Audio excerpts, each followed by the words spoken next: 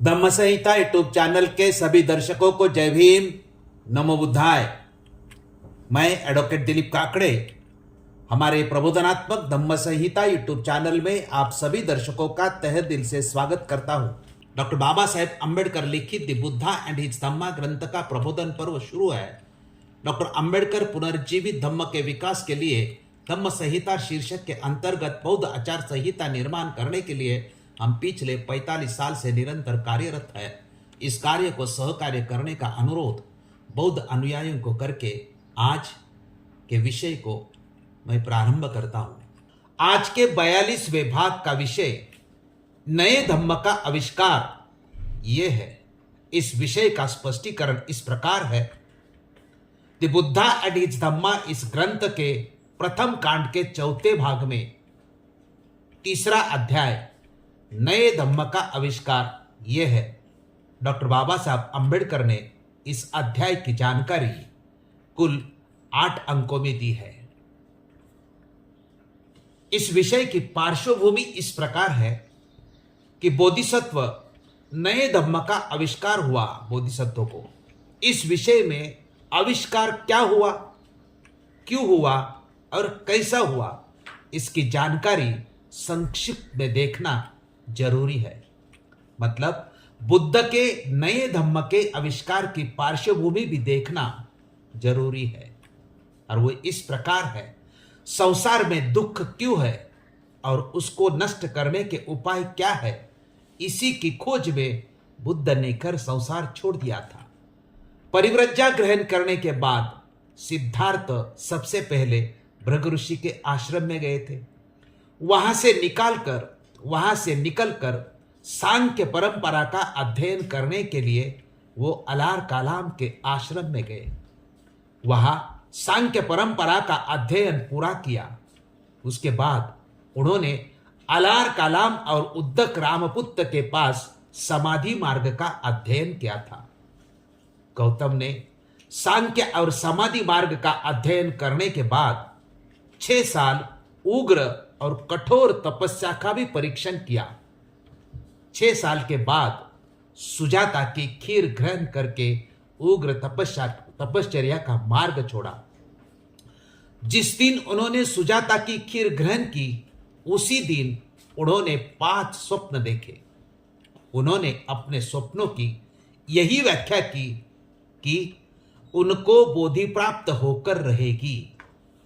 इसके बाद उन्होंने 40 दिन का भोजन इकट्ठा किया। भोजन व्यवस्था करके जब तक ज्ञान लाभ नहीं होता तब तक ध्यान करने का निश्चय करके वो बैठ गए। 4 सप्ताह तक वो बैठे रहे। इस 4 सप्ताह में उनको अंतिम अवस्था तक पहुंचने के लिए 4 अवस्था यानी 4 सीढ़ियां पार करनी पड़ी। पहली अवस्था वितर्क और विचार प्रधानता, दूसरी अवस्था एकाग्रता, तीसरी अवस्था समचित्तता तथा जागरूकता, चौथी और अंतिम अवस्था समचित्तता तथा पवित्रता का संयोग। इन चारों अवस्था से जब उनका चित्त एकाग्र, पवित्र, निर्दोष, कलुषहीन, सुकोमल, दक्ष, दृढ़, राग रहित हो गया था, तभी उन्होंने अपना सारा ध्यान अपनी समस्या का हल करने के लिए लगाया। 4था सप्ताह के अंतिम दिन उनका पद प्रकाशित हुआ। इस तरह 4 सप्ताह तक लगातार चिंतन करते रहने के बाद अंधकार विलीन हुआ, प्रकाश प्रकट हुआ, अविद्या का नाश हुआ, ज्ञान अस्तित्व में आया। उनको एक नया पथ दिखाई दिया। यह बोधिसत्व के नए धम्म के आविष्कार की पार्श्वभूमि है।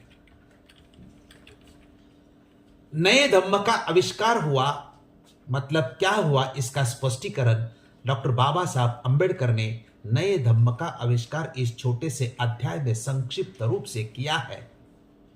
बाबा साहब ने कुल मिलाकर 4 मुद्दों में स्पष्टीकरण किया है, उसको हम यहां पेश करते हैं। पहला मुद्दा सांख्य दर्शन का दिया है। सिद्धार्थ ने सांख्य दर्शन का पूरा अध्ययन किया था, लेकिन उनको सांख्य दर्शन में उनकी समस्या का हल नहीं मिला था। यह बात तो सबको पता है। यहां इसका जिक्र इसलिए हो रहा है कि सांख्य दर्शन के अध्ययन का प्रभाव जब सिद्धार्थ ध्यान करने बैठे थे तब उनके ऊपर पड़ रहा था।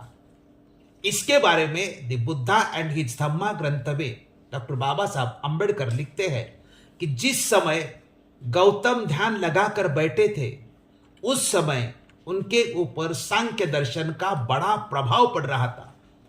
संसार में कष्ट और दुख है, यह तो एक ऐसा यथार्थ सत्य था जिससे इनकार नहीं किया जा सकता था। लेकिन गौतम इस बात का पता लगाना चाहते थे कि दुख को दूर कैसे किया जाए। सांख्य दर्शन के पास इस प्रश्न का कोई उत्तर नहीं था, यानी दुख दूर करने के उपाय सिद्धार्थ ढूंढ रहे थे और वो उपाय सांख्य दर्शन के अध्ययन में नहीं थे। दूसरा मुद्दा दुख का कारण यह है, संसार में दुख है, संसार में हर आदमी दुखी है। संसार में दुख है यह बात तो निश्चित है, लेकिन दुख का कारण क्या है यह पता नहीं चल रहा था। सिद्धार्थ अपने आप से पूछते हैं कि मनुष्य के दुख का कारण क्या है। उस कारण की वजह से आदमी को कष्ट उठाना पड़ता है। सिद्धार्थ के सिद्धांत का यह मुख्य बिंदु था। आदमी के दुख का कारण क्या है, इस बारे में doctor Baba Saheb Ambedkar the Buddha and his Dhamma ग्रंथ में लिखते हैं कि इसलिए ध्यान करते समय उन्होंने यानी सिद्धार्थ ने अपना सारा ध्यान इसी एक प्रश्न के हल करने में लगाया था कि संसार के कष्ट और दुख को कैसे दूर किया जाए। स्वाभाविक तौर पर पहला प्रश्न जो उन्होंने अपने आप से पूछा वह यही था कि वे कौन से कारण हैं, वे कौन से हेतु हैं जिनकी वजह से एक व्यक्ति कष्ट उठाता है और दुख भोगता है। जब ध्यान में बैठे थे तभी सबसे पहले यही प्रश्न पर सिद्धार्थ ने अपना पूरा लक्ष्य केंद्रित किया था। ऐसा डॉक्टर बाबा साहब अंबेडकर ने अपने ग्रंथ में स्पष्टीकरण किया है। तीसरा मुद्दा दुख का नाश करने का उपाय ये बताया है। बुद्ध के सिद्धांत का सबसे महत्वपूर्ण बिंदु दुख मुक्ति के उपाय ये है। सिद्धार्थ ने उनके समय में जितना भी अध्ययन करना जरूरी था वो सब किया था, लेकिन उस समय में जो तत्वाधान उपलब्ध थे उसमें दुख का हल करने के उपाय नहीं मिल रहे थे। इसलिए वो उसी प्रश्न के ऊपर चिंतन करने के लिए बैठे थे। जब ध्यान में बैठे और चिंतन कर रहे थे तो चिंतन के दो महत्वपूर्ण प्रश्न थे। पहला प्रश्न दुख का कारण था और दूसरा प्रश्न दुख के कारणों का नाश करने के उपाय का था। इसके बारे में doctor Baba Saheb Ambedkar the Buddha and his Dhamma ग्रंथ में लिखते हैं कि उसका दूसरा प्रश्न था दुख का नाश कैसे किया जाए, और इसी के ऊपर सिद्धार्थ चिंतन कर रहे थे। ये डॉक्टर बाबा साहब अंबेडकर का स्पष्टीकरण है। चौथा मुद्दा संबोधि का है। संबोधि का मतलब क्या है यह समझना महत्वपूर्ण है। संबोधि का अर्थ पूर्ण ज्ञान ये है। यह बौद्ध दर्शन में एक महत्वपूर्ण अवधारणा है जिसका अर्थ पूर्ण ज्ञानोदय या परम ज्ञान है। संबोधि यह बौद्ध धम्म के मार्ग का अंतिम लक्ष्य है। दुख का कारण क्या है और दुख के जो भी कारण हैं उनका नाश करने के उपाय क्या है, इन दो प्रश्नों के सही उत्तर जो भी है उसे संबोधि कहते हैं।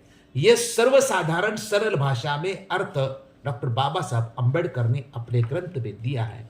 संबोधि के बारे में doctor Baba Saheb Ambedkar the Buddha and his Dhamma ग्रंथ में लिखते हैं कि दुख का कारण क्या है और दुख के कारण का नाश करने का उपाय क्या है।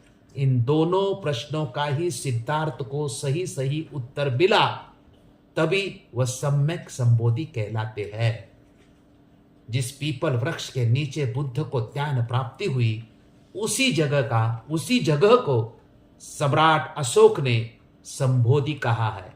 3री शताब्दी में सम्राट अशोक ने उसी जगह पर महाबोधि विहार बनवाया था। उस जगह को तीर्थस्थल बनवाना और उस जगह पर साल में एक बार बड़ा उत्सव करना, यह सम्राट अशोक का हेतु भी था। नए धम्म का आविष्कार, इस अध्याय में डॉक्टर बाबा साहब अंबेडकर जी ने दुख का कारण क्या है और दुख के निवारण का नाश करने के उपाय क्या है, इन 2 प्रश्नों के सही उत्तर को संबोधि यानी ज्ञान प्राप्ति कहा है। यही सिद्धांत 4 आर्य सत्य में दिया है।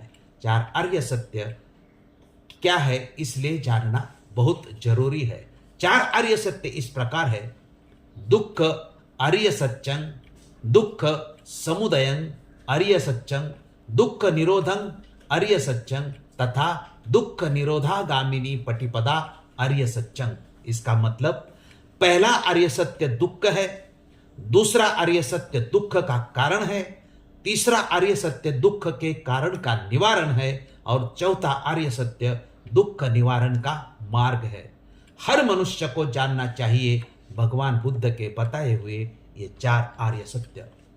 सारांश: नए धम्म का आविष्कार, इस अध्याय में डॉक्टर बाबा साहब अंबेडकर जी ने 2 प्रश्नों का स्पष्टीकरण मुख्य रूप से किया है।